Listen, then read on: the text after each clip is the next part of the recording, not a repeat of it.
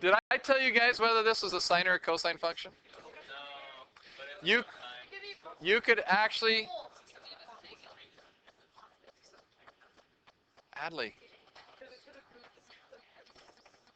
Hey, you guys, it doesn't matter whether you graph this as a sine or a cosine function. You can do both.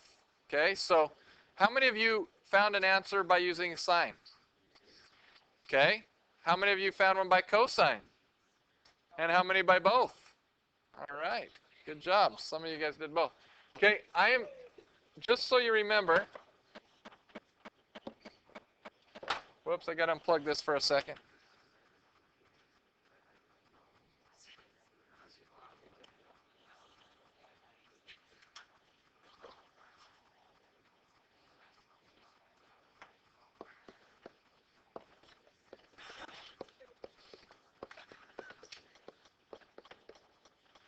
Okay, your equation should be in this form, or it can have a cosine instead of a sine. Some of the numbers are going to be different depending on whether it's sine or cosine. Like your phase shift, because you're going to have to probably shift it in a different direction. And also A might be positive or negative depending on which one you do. But other than that, the number A is going to be the same. The absolute value of A is going to be the same. So will H be the same. So will K. K will be the same. But C could be different, and A could be positive or negative depending on which one you did. I always tell you guys, find the midline first. That's the vertical shift. What was the vertical shift on this graph? What was it? 1, yep. If you notice, the graph shifted up 1 unit right there. And so we know that H is equal to 1, a positive 1, right? Yes. How many of you guys tried to listen to my last one and it wasn't on? I had some in my last class. I did today, see? See that red light? Can you see? It's on. And that's on. And that thing's on. I have to turn on 3 things. I usually, when there's no sound, it's because I forgot to turn on one of the 3 things. So they're all on right now. So, all right. So anyway, thank you, Samantha. Okay, and then I like to go find, oh, by the way, you guys, H is also called the midline, isn't it? It's my new equilibrium line. This graph oscillates back and forth along that line y equals 1. Okay? Now A, how high and low does this go from the equilibrium line? How high? Is it 1/2? Okay, 1/2. Okay, so we have that. It goes up 1/2 and down 1/2. So that's A. That's our amplitude. Now A could actually be negative right here, depending on which one we use, whether it's sine or cosine. Okay, now we've got to figure out the C. We've got to figure out C. And C has to do with the phase shift, right? Actually, probably what we need to do is find K first. And K has to do with the period change. I think the easiest thing to do is to come over to this graph and count how many periods there are between 0 and 4 pi and divide that in 2, because how long is the normal period of a sine function? How long is the normal period of a sine function? 2 pi, right? So I'm going to start right here, and this is going to go 1, 2, 3, 4. 4 of them. Well, what's half of 4? 2. The reason I do half is because we went from 0 to 4 pi. Okay? And the normal function is between 0 and 2 pi. And two cycles took place. And so we know that K is 2. So now we know that. Now, phase shift. Now we got to decide whether we want to do a sine or a cosine. Well, how many of you guys use cosine again? Okay, cosine actually might be the easiest because this thing almost peaks right there, doesn't it? It's shifted a little bit to the left. Because remember, when we have a function right here, a cosine starts up at 1 and goes down right here if it's a normal cosine function. And whereas a sine starts right here, and goes up, down, and then back up, okay? So it's a little bit different. So it looks like we could shift this thing to the left a little bit and get that. And so we're gonna go a cosine function. So we're gonna write y equals, and notice it starts up and it starts going down. So what is it gonna be? Is a gonna be positive or negative? Positive. So we know that's 1/2. So 1/2 cosine of 2, because we know k is 2, x, and we're shifting it to the left, which means this is going to be a plus sign right here, right? And we can do a guess and check on there. How far do you guys think it shifted? Huh? Pi force. And just keep in mind, I got to tell you guys this. On the test, the phase shift will always be in terms of pi. You might want to write that down on your 3x5 card or in your notes. The phase shift will always be in terms of pi. So it's either going to be, it'll either be, there will probably be either no phase shift, it will be 0, or it will be like pi force, pi halves, 3 pi force, pi, okay, something like that, or pi 6, it might be that one too, okay? So that's going to be the phase shift. I believe this one looks like to me it only shifted over a little bit to the left, so I'm just going to say pi force, and we can guess and check on that. Plus h, which is 1, plus 1. Everybody put that in your calculator. Let's see. Is that what you guys got? Okay. What was that? Yeah, with the sign, you'd probably have, if the sign, that would probably be a negative 1/2, but this probably wouldn't be pi force. This would probably be something else, wouldn't it? I don't know. I'd have to figure it out. Pi force, this part right here is what we call the phase shift or horizontal shift. Okay? On this graph right here, you'll notice it was almost at its peak right here. If I erase that a little bit. It was almost at its peak. Let me pull this out a little bit.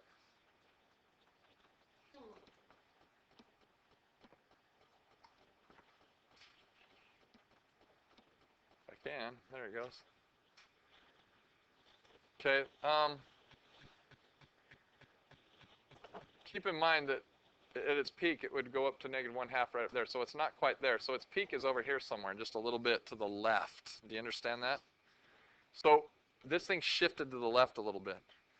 So in our normal function, it's 2x minus a negative something to get it shift. And so minusing a negative makes it positive. So it's going to be plus, remember that? And pi force, I just did pi force as a guess. Okay, I couldn't remember what I put in there. I did a bit of a guess because I know it's got to shift a little bit to the left. And so I did a guess and check right there. And if that didn't work, I probably went to pi 6. If that didn't work, I'd probably go to pi halves. Okay, so but I would just check those. Okay, let's see what I really had in here. I actually did have a cosine. I was thinking I had a sine. Okay, so I did 0.5, which is 1/2 at cosine of 2x plus pi force plus 1. That's exactly what I had in there. Okay? I would use guess and check on the phase shift, you guys. I wouldn't worry about that formula, phase shift equals c over k, so much on that part. I would definitely try some guess and check. How many of you guys use guess and check to come up with a phase shift? Okay? Because it's a guess anyway. You can't really tell how far it's kind of hard to tell how far it's moved to the left. So I would always just use guess and check for that part. All right. Does that answer that question? Okay, we are now going to finish this biorhythms assignment. So I'd like everybody again, raise your hand if you figured out how many days old you are to February 1st. Okay. As an example, I'm just going to, if you already did yours, follow along and see if you use kind of the same pattern. If you didn't do yours, follow along and see if you can learn how to do it, okay? I'm going to do mine as an example, okay?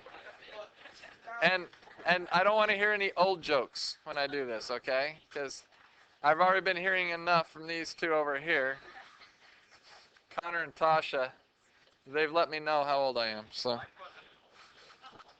Okay, just put it this way. I'm way over double what your days.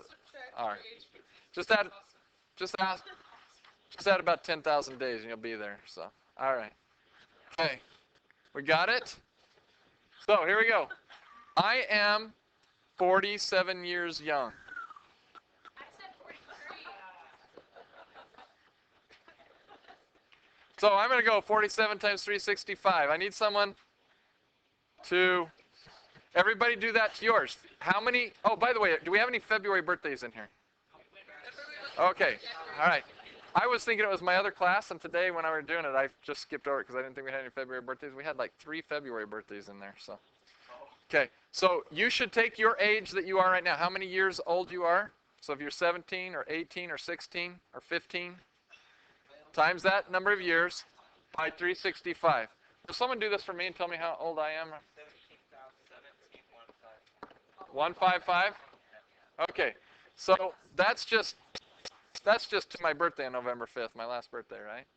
Okay, now, my birthday is November 5th. Everybody try to remember when your birthday is. Everybody got it? I know it's hard. Okay, so now, this is what I got to do. I got to see how many days it's been since my birthday to February 1st. So I'm going to start with my birthday, November 5th, and I know that there are 30 days in November. So I want you guys to think, the month you're born in, how many days are there? If you're not sure, raise your hand. How many, what month? June, there's 30 days. Anybody else? Anybody else not know how many days there are in the month they were born? Okay, there's either going to be 31, 30, or 28, right? One of those three. Everybody got it? We're not in a leap year, and last year wasn't a leap year, so you should be all right. Okay, so last year? Oh yeah, last year was a leap year, but nobody's birthday's in January, February in here, so we don't have to worry about that. Okay, all right, now, here we go. We are going to, what I'm going to do is since there's 30 days in November, my birthday's on November 5th, I'm going to go 30 minus 5. So you do the same thing with whatever day you were born on and how many days in the month there are. 30 days in November minus 5, that's 25 days, right? So I'm going to add 25 to this. Wait, why did the number of days? Oh, you don't use that one. Okay. There was the first 5 days. Yeah, I want to know how many days I've been born since how many days since my birthday. So 31 minus 27. You're going to go 31 minus 27, 4. Okay? All right. Okay, then in the month of December, that's the next month after my birthday, there's 31 days. Then the month of January has 31 days, right? And that's all I go up to because I'm going up to the end of January, right? So you go ahead and do that. Some of you guys might have more months because you might have been born clear back in March last year, right? If you're born in March, you got a long ways to go. I'm going to add those right now. I'm just waiting for these guys to do that part.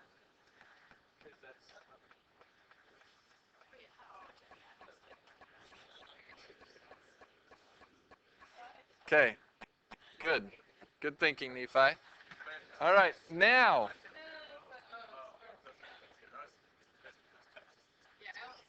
Okay, now we got to figure out how many leap years. For you guys, was anybody in here born before 1996 in here? Okay, so some of you guys. So we're going to start with 1992. For you guys, 1992 for you guys was a leap year. So none of you were born before 1992 or at 1992, right? So your first leap year was probably 96. Was anybody born in 96? So you're only 15, right? No? Wait. Oh, yeah. So what you were born after February of 1996, right? So you are not going to count 1996. So your first year is 2000. It's every 4 years. So 2000 would be 1, 2004, 2008, 2012. You have 4 leap years. If you were born before 1996, then you're going to have 5 leap days, right? I was born in 1965, and leap year was 68, so I have to go to 72, 76, 80, 84, 88, 92, 96, 2000, 2004, 2008, 2012. Wait, I counted 12 last time. Wait a minute. If you counted wrong. 1968. So, oh wait, yeah, I have to count how many. I got to count 1968. I forgot to count 1968. So there was 12. So I had 12. I had 12 leap days. I've seen 12 leap days in my years. What? You've seen 5 leap years. What? This was December. This was January. This was November. Yeah, you got to go all the way to January. Got it? Okay, now I add these all up, and I believe mine adds up to that number right there, right?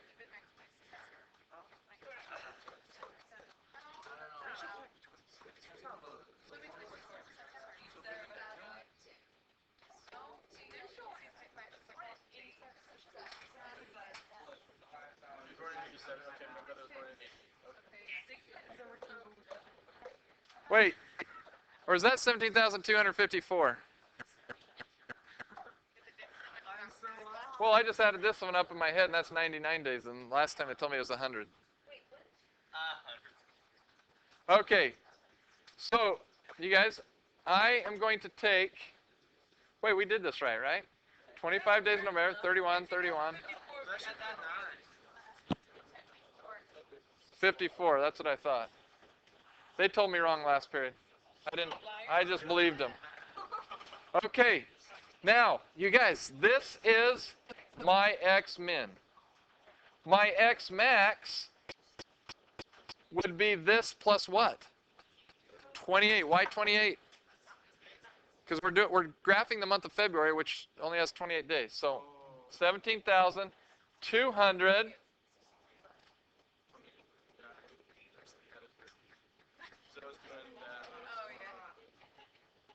17,282, right? Would be mine.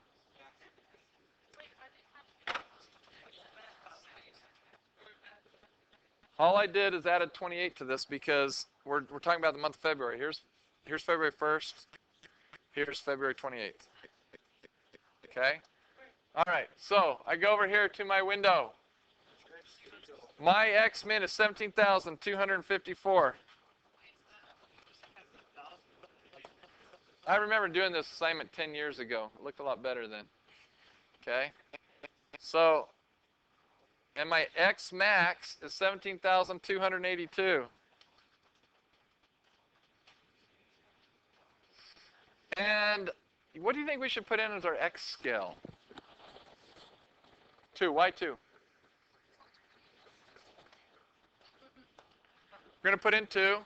And our Y min, what do you think we should put in as our Y min?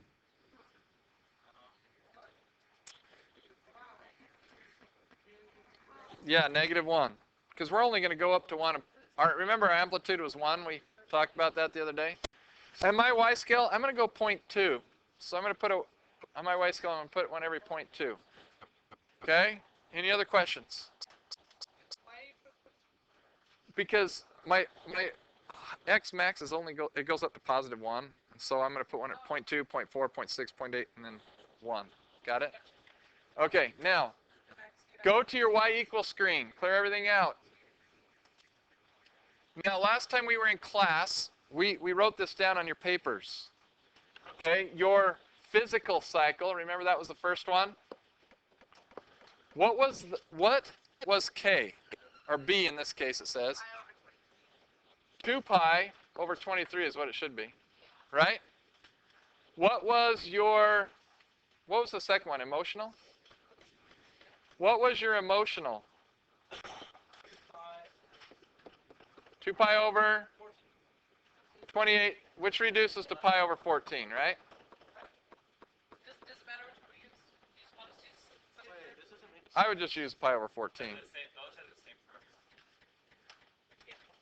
Well, your emotional is a period of 28 days. So to find K, you'd take 2 pi and divide it by k.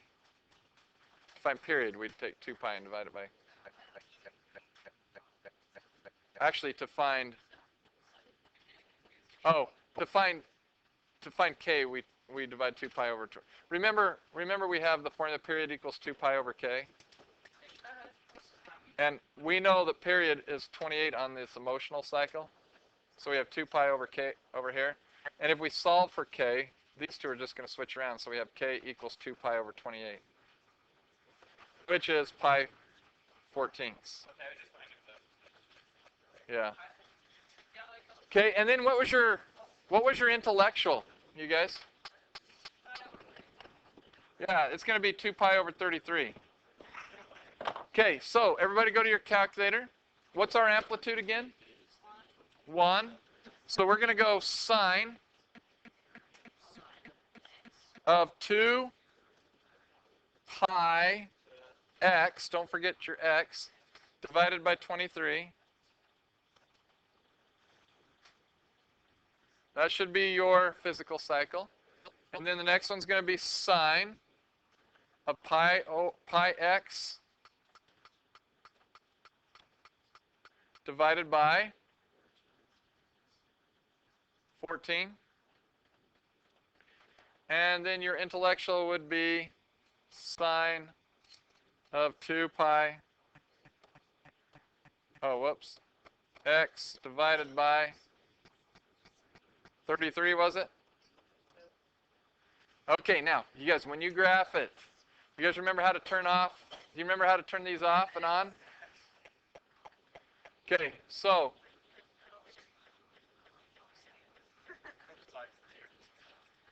this is my physical, so I'm at a physical low right now.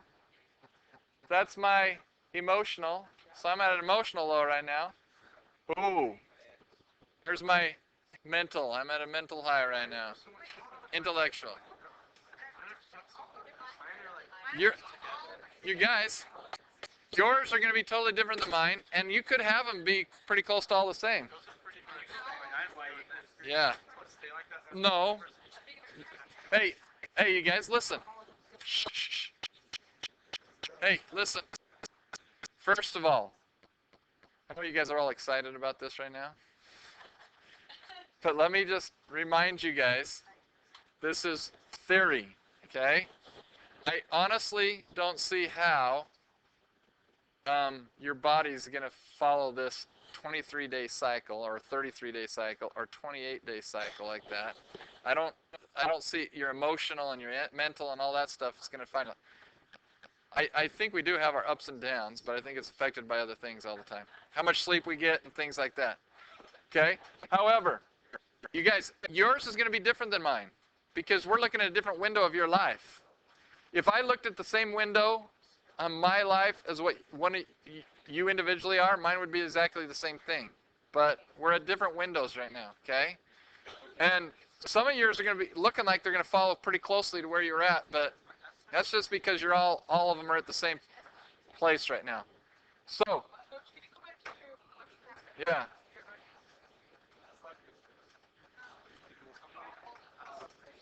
Hey, just one other note. If you guys look at the dates right here, 2, 4, 6, 8, 10, 12, 14, you can see on mine at about on the 14th or 15th date is when I'm at my high for my, I don't know which one that one is, my intellectual, right? So supposedly today I'm at an intellectual high, okay? I know that probably doesn't sound like it, yeah.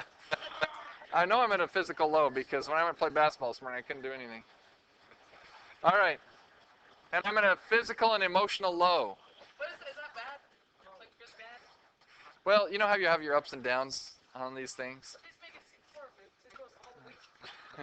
Well, you're still capable right there. Probably just not as capable as up here it says. But remember, this is theory.